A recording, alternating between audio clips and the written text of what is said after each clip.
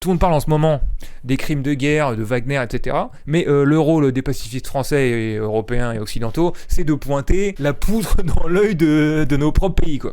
Évidemment, il faut qu'on revienne sur les crimes de guerre de notre propre, entre guillemets, camp, quoi, c'est-à-dire l'OTAN. Et donc du coup, on va revenir sur ce truc qui n'avait pas vraiment fait les grandes news, les grands titres en France à l'époque, c'est des crimes de guerre absolument atroces commis par l'armée américaine en Afghanistan. Je rappelle que la France est aussi présente dans ces pays avec l'OTAN. Là, à ce moment-là, c'est les photos de la Kill Team américaine en Afghanistan. Les forces américaines en Afghanistan s'attendent, c'est un article de Slate, s'attendent à de possibles émeutes déclenchées par la publication de photographies montrant des trophées de guerre pris par des soldats américains posant avec les corps de civils afghans qu'ils ont eux-mêmes tués. J'ai dû me taper toutes les photos, c'est absolument inhumain. Der Spiegel, c'est un journal allemand, a publié dans son édition du 21 mars 3 photos qui montrent les sévices de soldats américains en Afghanistan. Les 2 photos montrant des soldats américains souriant avec un cadavre font partie d'un lot de plusieurs centaines de clichés utilisés dans le procès de ces soldats, accusés de meurtre sur des civils en Afghanistan en 2010 et que l'armée voulait garder secret à tout prix. Ces photos étaient protégées par un ordre de protection judiciaire qui en interdisait la publication dans les médias. Peut-être qu'on fera une émission spéciale sur la pseudo-liberté de la presse en Occident, alors qu'on attaque toujours les pays challengers de l'Occident sur cette question, alors que je rappelle que Julian Assange est en tôle depuis des années et des années pour avoir juste révélé des vidéos d'exactions militaires en Irak. La 3e photo n'est pas une pièce du procès, précise le journal, mais fait bien partie de la collection d'un des soldats accusés. Des responsables de haut niveau de l'OTAN à Kaboul ont comparé les photos publiées par Der Spiegel à celles de la prison d'Abu Ghraib en Irak. Je ne sais pas si on a besoin de revenir sur la prison d'Abu Ghraib en Irak tenue par les Américains où il y avait des actes, des sévices, des humiliations, des simulations de viol, même des vrais viols sur des prisonniers irakiens, mais ces photos avaient déclenché des vagues de manifestations anti-américaines à travers le monde. Ils craignent que les photos aient un impact négatif encore plus grand sur l'image des États-Unis dans le monde arabe. Bah oui, c'est vrai, ce serait dommage de montrer la vérité. Selon Der Spiegel, la secrétaire d'État américaine de l'époque, Hillary Clinton, a déjà appelé son homologue afghan pour discuter des photos. Le journal allemand estime que, entre guillemets, l'affaire pourrait porter un coup aux relations américano-afghanes.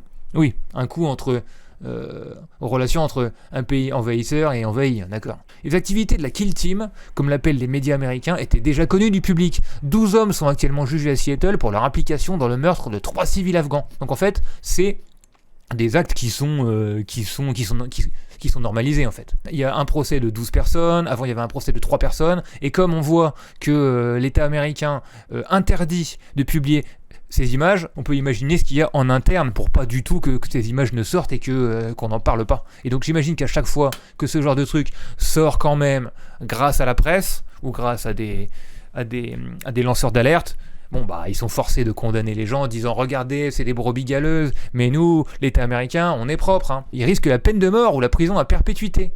Certains soldats sont également accusés de mutilation de cadavres, possession d'images de victimes et consommation de drogue. L'armée américaine, attention, a estimé dans un communiqué publié dimanche 20 mars 2011 que les photos étaient, ouvrez les guillemets, répugnantes pour nous en tant qu'êtres humains et contraires aux normes et aux valeurs de l'armée américaine. Alors les normes et les valeurs de l'armée américaine, je vous ai mis un petit truc de côté pour vous montrer ce que c'est. Voilà à quoi ça ressemble. C'est un petit dessin animé. Ça se passe dans une ville appelée Hiroshima.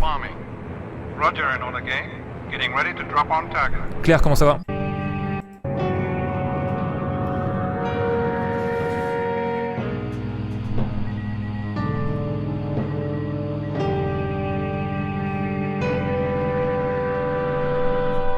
Altitude 3,600 feet. Fixed on target. Release bomb. Roger. Releasing bomb.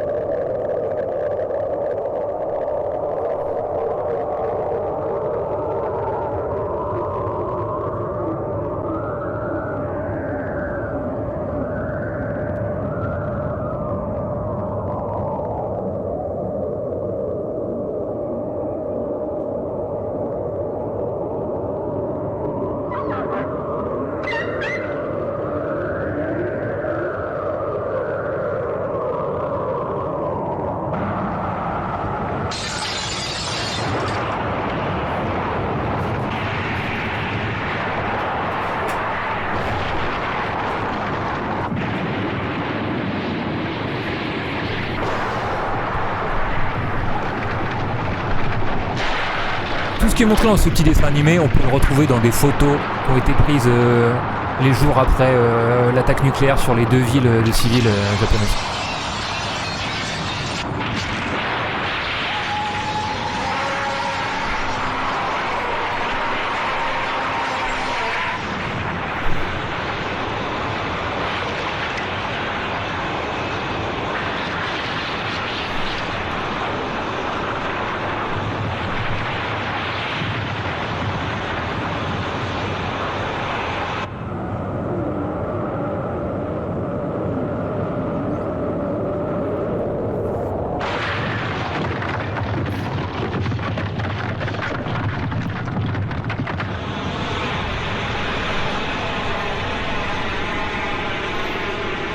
Apparemment, il y a d'abord la vague de chaleur qui brûle absolument tout. Puis il y a un souffle énorme. Et ensuite, les radiations montent dans le ciel et retombent. Et ont tué des centaines de milliers de gens de cancer dans l'agonie pendant des années.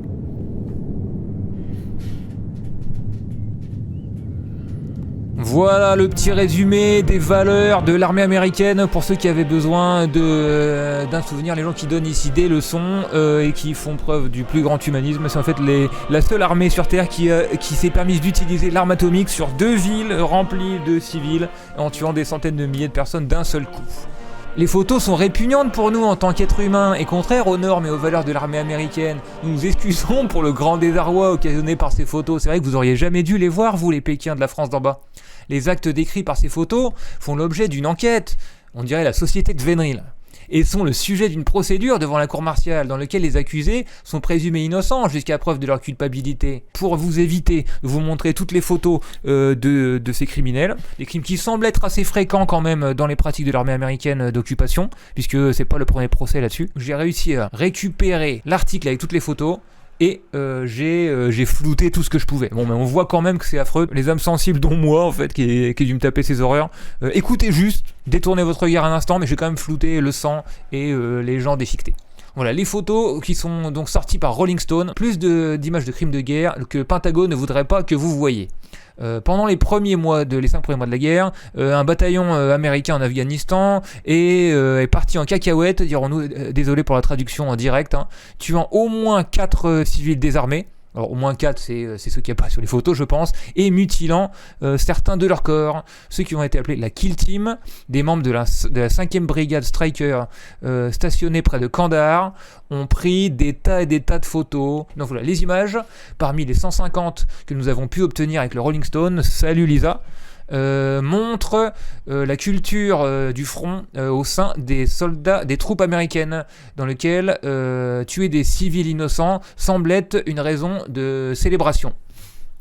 La plupart des gens dans notre unité détestent les Afghans. Un des soldats a dit ceci aux enquêteurs américains.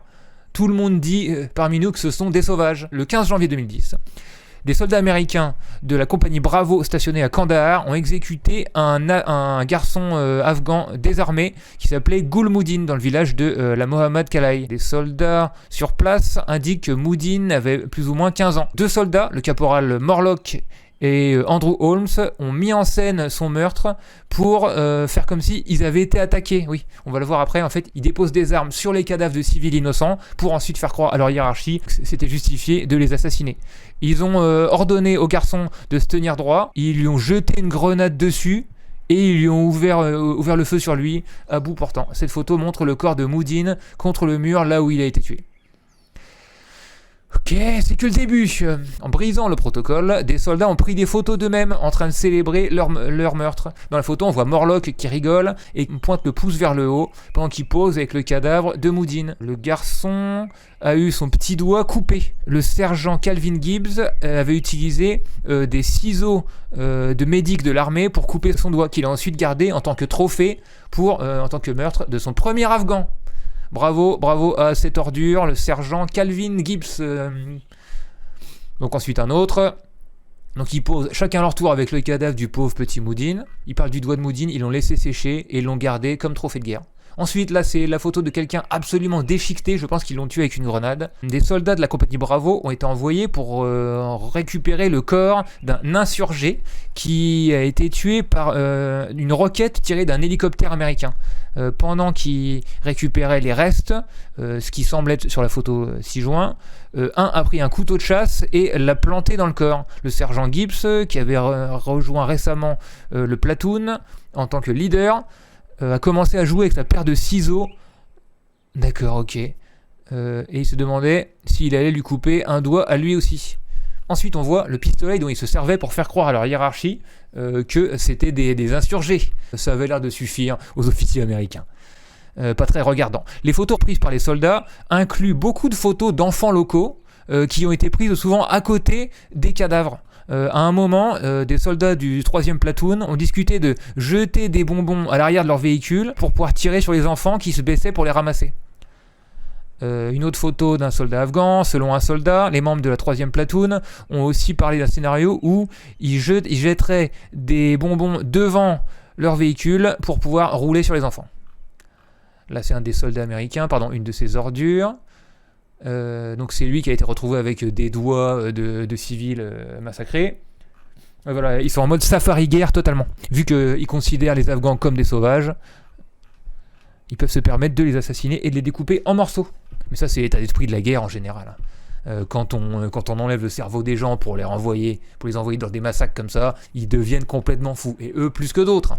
Alors là, c'est une mise en scène absolument macabre de deux Afghans. Dans le processus de suppression des photos qu'a effectué l'armée américaine pour éviter que ça fuite, ils ont essayé de rendre secrètes des preuves de meurtre de civils. Ils ont essayé d'éviter que ça se voit que c'était plus que ces quelques gus du 3e platoon. Dans cette image, les corps de 2 Afghans ont été attachés ensemble par les mains et ont été placés sur la route. Bon là, j'ai vraiment flouté son visage parce que, par respect pour lui, parce qu'il a rien à voir là-dedans, le pauvre, et 2, parce qu'en fait, il a pas juste été tué, quoi. Il a été molesté, il a été torturé. Panneau en carton a été déposé sur le corps d'un de ces types qui disait « Le Taliban est mort ». Selon des témoignages, c'était seulement des fermiers innocents qui ont été tués.